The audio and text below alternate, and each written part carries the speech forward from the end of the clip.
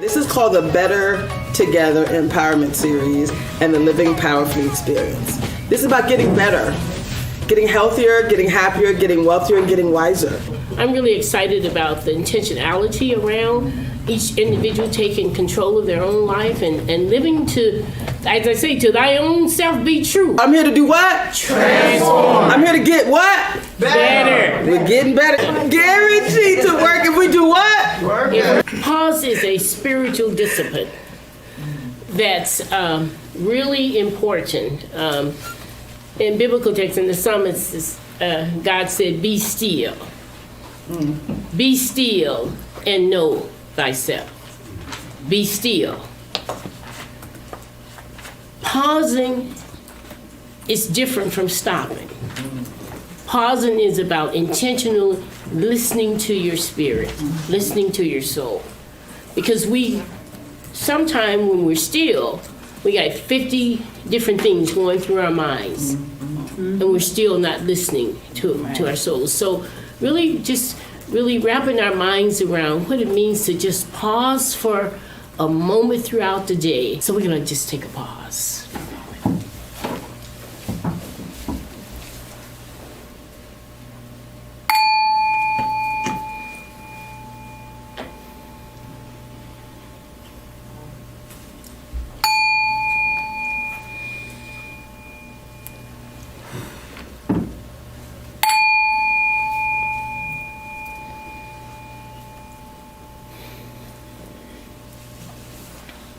Now reawaken yourself to new life. Have you noticed with your cell phone, every now and then, the applications, the page starts freezing, the applications is acting funny, and you just need to shut it down.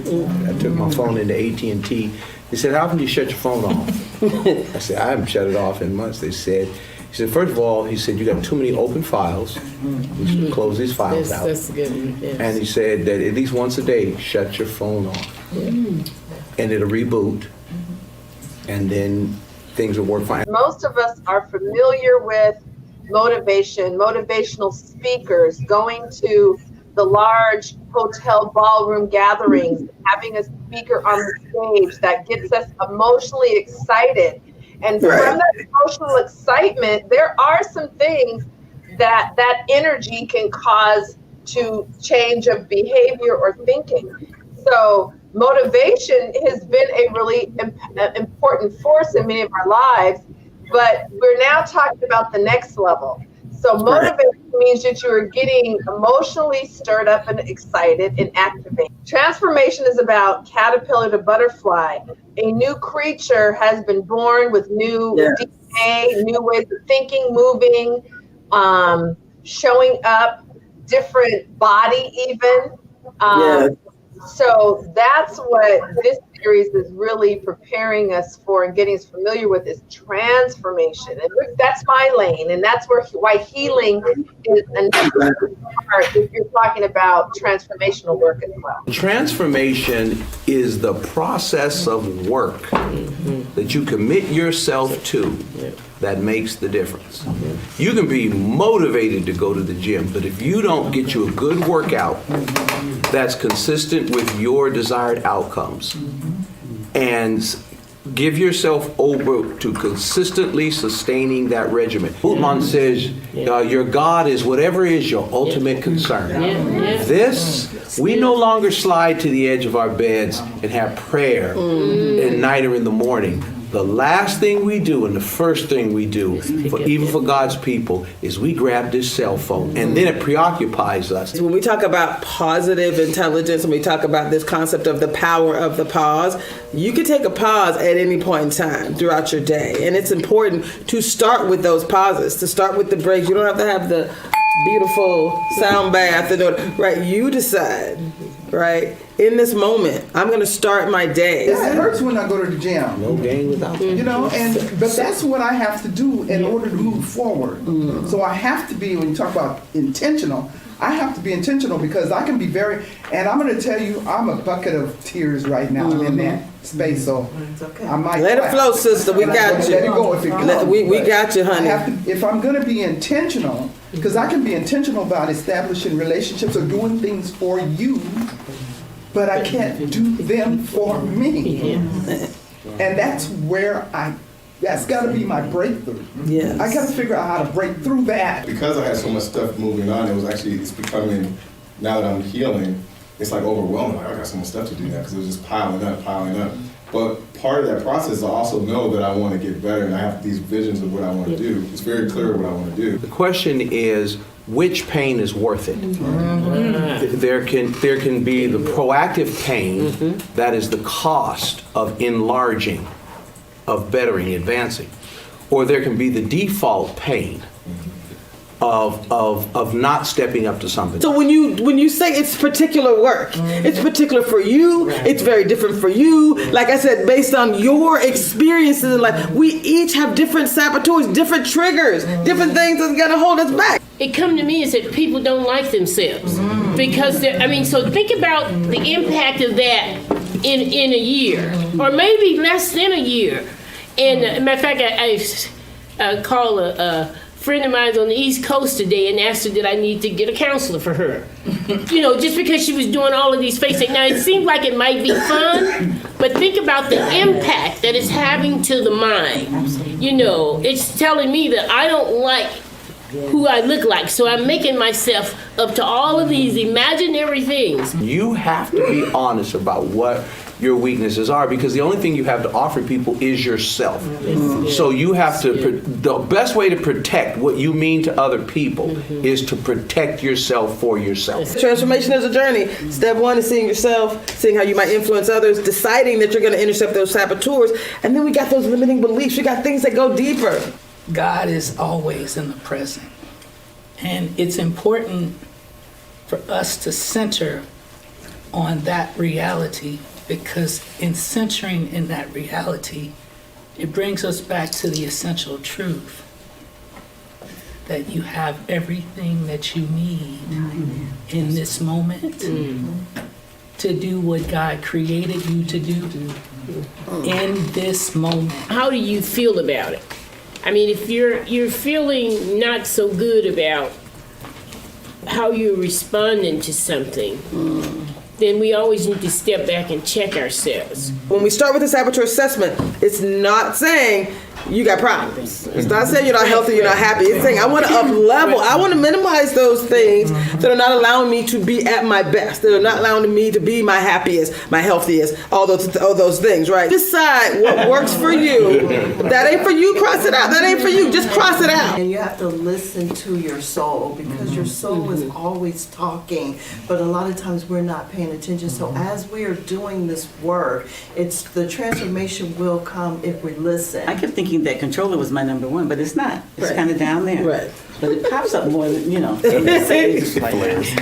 But mine was actually the stickler. Yes. I was like, So what are you going to do differently this week to get better? Differently this week. But I was saying that because when I was looking at my daughter's, hers, and we do kind of bump heads because of that. And this has enlightened me as to why we bump it. We love each other. Right. We hang out all the time. I love the fact that we have a great relationship. But we bump heads a lot. And now I see why. I learned so much about me. And one of the things that I'm going to do different is self-care. I'm a pleaser and a controller. And in these things, I got a chance to figure out why. Why am I wired that way? Just seeing the results and understanding that, yes, I'm restless. There's reasons for that. Yes, I'm hyper rational. There's reasons for that. Yes, there are reasons for it, right? Stemming from childhood trauma, adulthood trauma, all of these things. The role that I serve, I own a business. If it's gonna fall, it's because I didn't do, because I'm responsible. What's really unique about it all is that we all have certain characteristics. And for me, we pick those characteristics up as we grow up. We imitate a lot of things that we see, just like a baby.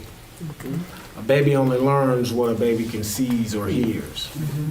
And so as we get older, we emulate those things that we saw, we heard, and what someone taught us.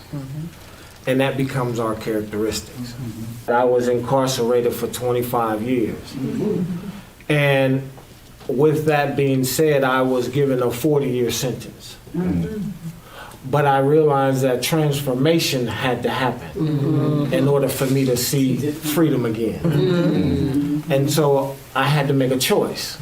And that choice was I going to die in prison or was I going to get out? Our lives is like an onion, and it has many layers. And in order to get to the heart of the onion, you have to pull each slice by slice and layer by layer. So, and all of this is about rewriting the narrative, recreating a new narrative for our lives.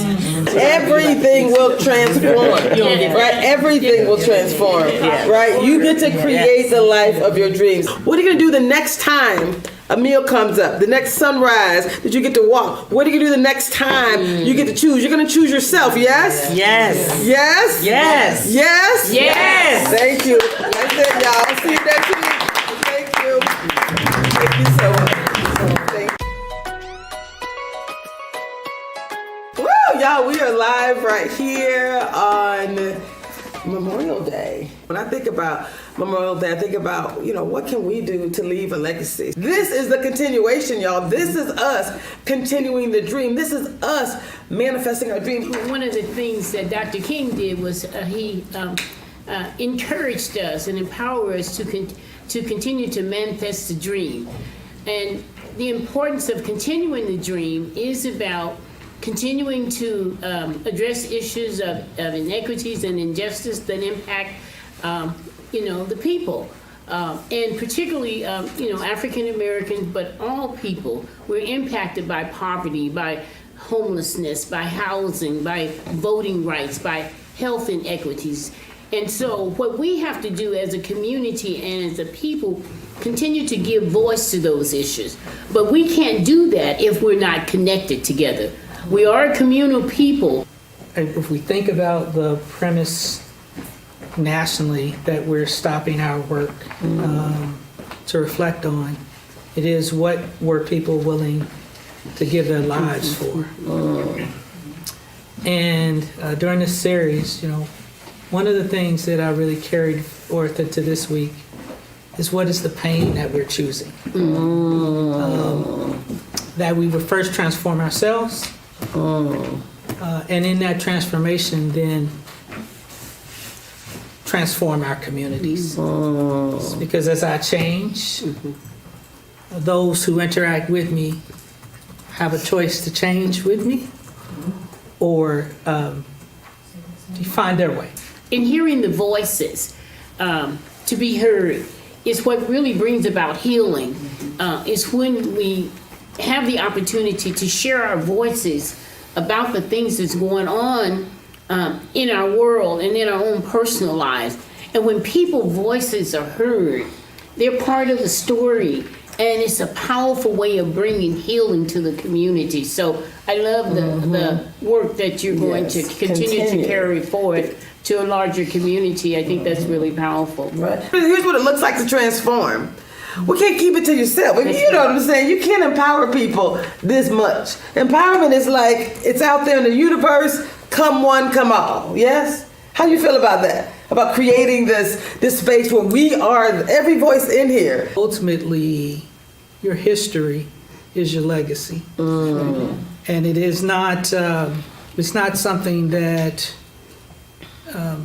whether you're intentional about it or not, it is developed and it becomes your story. So the idea of the work that each of you all have brought to this space with a willingness to do that allows us to build a collective legacy. We each have been empowered. So that's different. It looks different from power of one, but we each have been empowered to go forth to heal ourselves, but also to heal the world. And so when we think about it from that perspective, it's like you say, the power of one. Each person that's in this room, each person that's on the Zoom, have made a conscious choice that I want to be changed and I want the environment that I'm in to be changed. And so my legacy is touching those around me as I go forth in a good way. So this image I love so much because it is about saying when I transform, that caterpillar, when it becomes a butterfly, it is no longer. Yeah. It doesn't remember what it was like to scooch on a limb. It is free. So this is about really setting ourselves free, the freedom to be all that we can be, right? It's exciting. Doing it together really validates that our humanness, that there's nothing wrong with us when we, maybe get stuck in issues, or we find ourselves feeling less than someone else, or having limited belief. When we do it together, each one of us have a story. And when we're honest and authentic about sharing that story, it really brings healing to us, but it also let the person sitting next to you say, oh, I am okay. I'm not the only one that's going through some things, that's experiencing some things. So working together in community is really powerful. Once we are aware of something, then we can acknowledge it.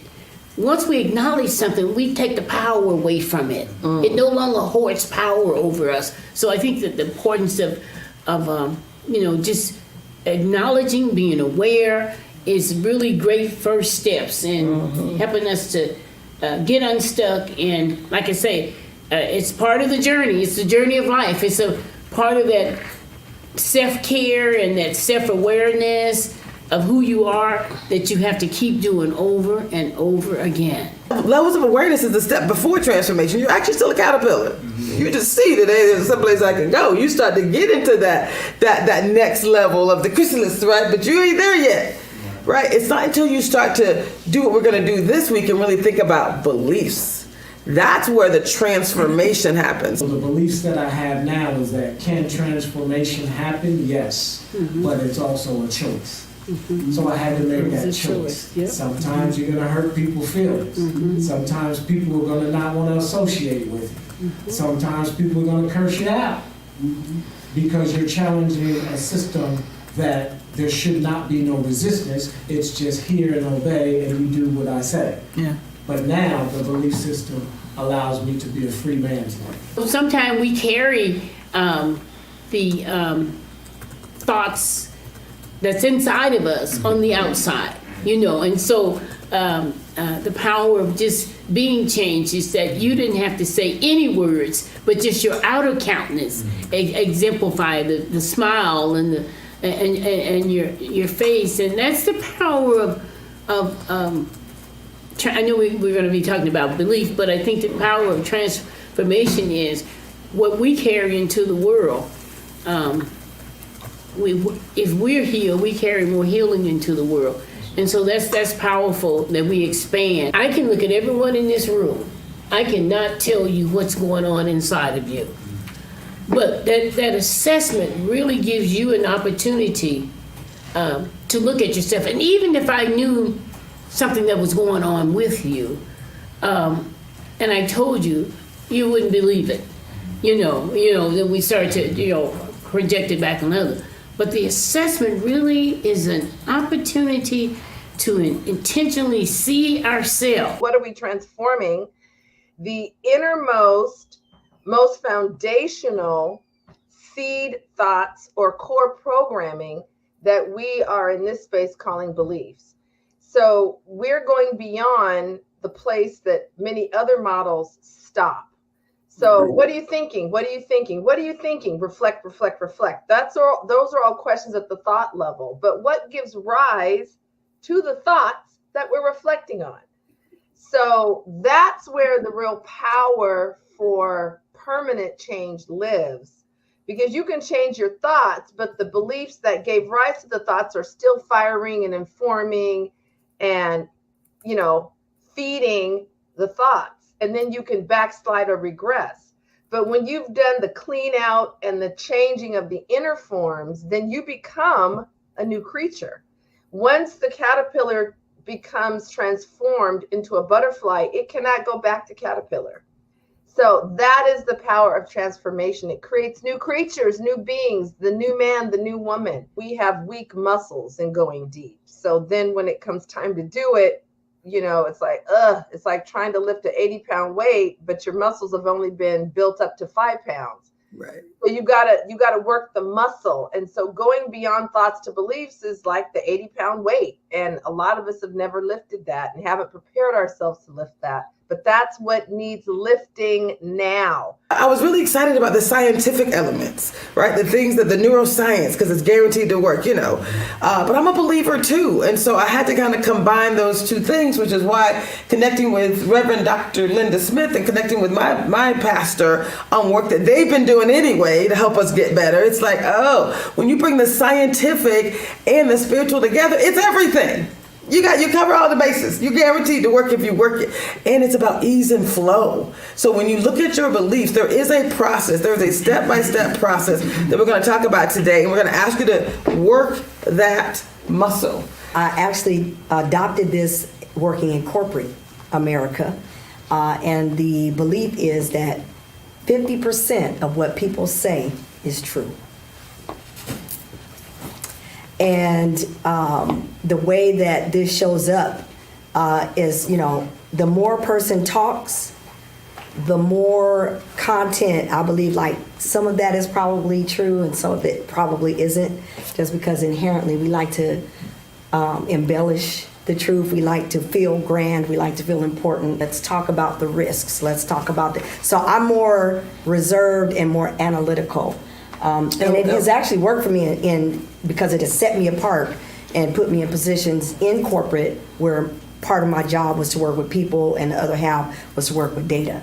So there's some benefits, and jobs in data pay more. So it served me well. So Miss Tracy, with the multiple degrees and the multiple certifications and the blah, blah, blah, blah, all the things, for some reason, when I transitioned out of corporate, I felt like in doing something else, I wanted to do these I needed some extra certifications and optimizations and validations and, really. So now I say, I don't need nothing else. My parents are like brother and sister today. What they agreed upon is how I would come into the world and how I would navigate the world. But for me, I saw myself as a constant diplomat. Every holiday, how much time at this house, etc. So think about the patterns of that. Holding on is this idea that I will be here every Monday. I've been dealing with friends and folks and myself, and it seems like to transform at this age and this time, you have to deal with that childhood. And I would like to see some of that in the beginning, because it comes out if you're true to yourself, what's going on. But if you think about it, everybody talked about this, how they had to transform and work wherever they are now. And of course, God is in the piece, because we're here in our church and doing the work here. So that's understandable. But somehow we need to deal with that childhood piece. Yes. The way I'm doing this is $1,000 per person for training. And in my mind, it was better to give it all away, right? And that was because God said, give it all away. When God speaks, let me just be clear. You talk about letting go. Woo! There is some peace and power in the surrender. I believe walking surrendered is the only way to be. I believe when you hold on and think you're going to work it out, and he's like, I got you.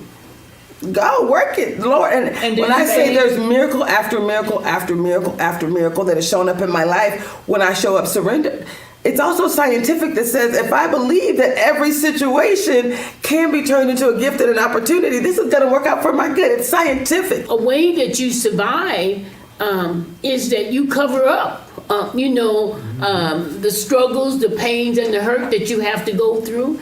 And so as an adult, I found myself, really, like you say, high achiever, working all the time. I probably still do a lot of that now. Right. But a lot of that came out of just as a child, feeling like you got to survive.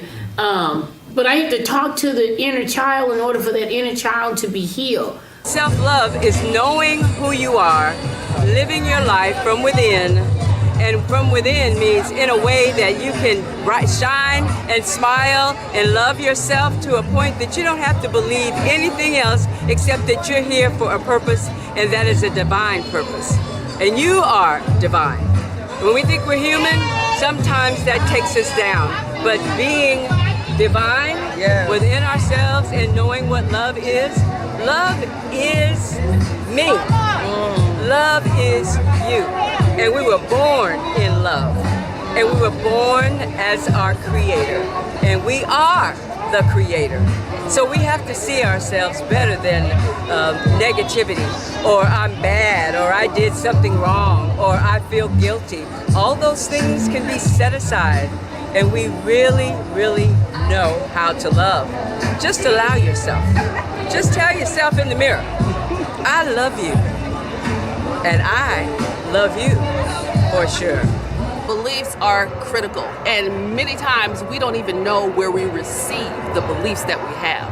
So you must make sure that you are examining, why do you believe what you believe?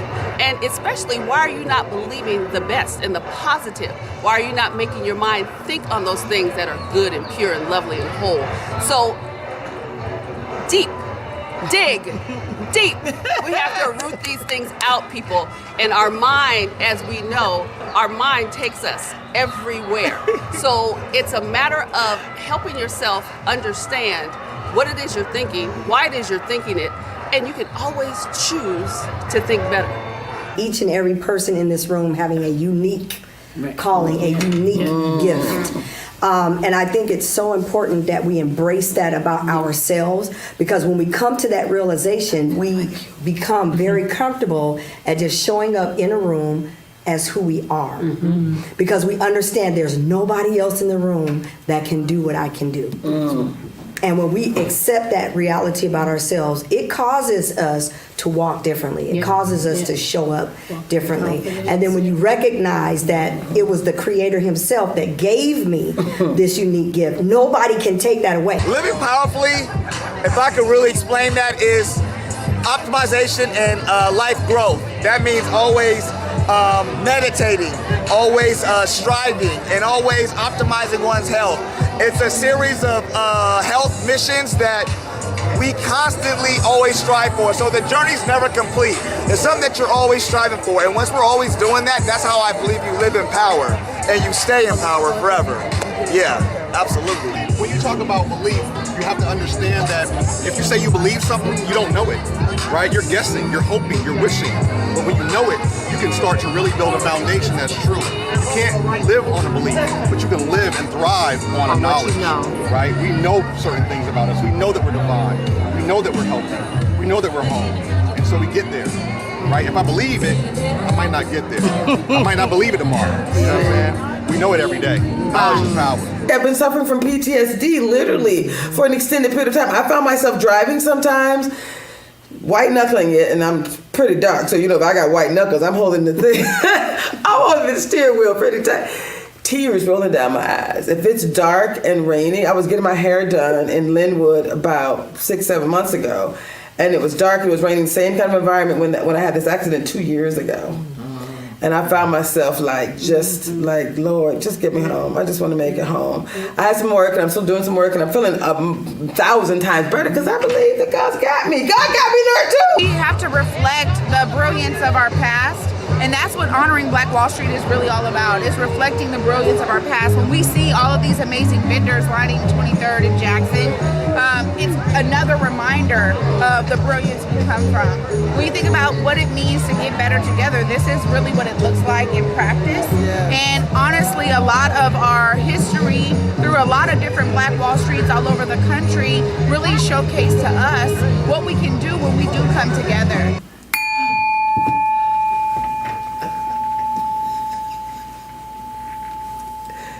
A process of growth. Letting go is part of your transformation process. You will change yourself when you understand that life is made up of many endings and deaths. You will grow when you learn how to navigate those endings and emotional death. You will become kinder when you learn how to turn suffering into hope. You will help others and often put their needs before yours when you understand how great it is to cross a bridge and not to run through a muddy valley. Everything that you do will be proof that you let go of your old self. You changed, you mended your heart, you outgrew your brokenness and became a healing soul in this ruthless world. You changed yourself beautifully, inside and out. So go in peace and love, my beloved friends, knowing that you are a masterpiece in the making and that God has more for you than you could ever imagine. Be blessed, my friends. We can have so much peace that no matter what we face in our lifetime, it's not enough to offend us because we know that God is in control. The song is, I've got peace like a river. I've got peace like a river. I've got peace like a river in my soul. I've got peace like a river. I've got peace like a river. I've got peace like a river in my soul. Wow. Wow. More to come, y'all. It was nice. Wow. All right. Thank you.